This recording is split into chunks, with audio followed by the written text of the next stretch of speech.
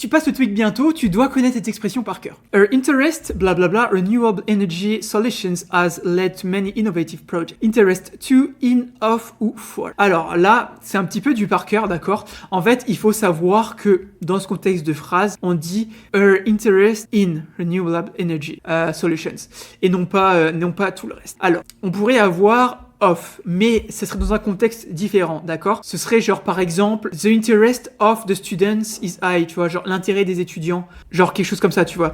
Mais ici, c'est vraiment interest in renewable energy. Donc ça, c'est un peu des trucs à apprendre par cœur. Donc voilà, genre en mode, ça c'est une liste, hein. C'est vraiment une liste à connaître par cœur. D'ailleurs, si tu veux cette liste-là, mets en commentaire, je veux la liste et puis je te l'enverrai, d'accord? Je t'enverrai le lien dans tes DM.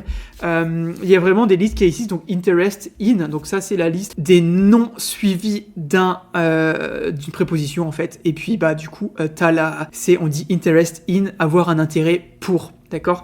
Donc voilà, si jamais tu as appris quelque chose, n'hésite pas à t'abonner et à liker. Et puis si tu passes le TOEIC bientôt, n'hésite pas à aller t'entraîner aussi.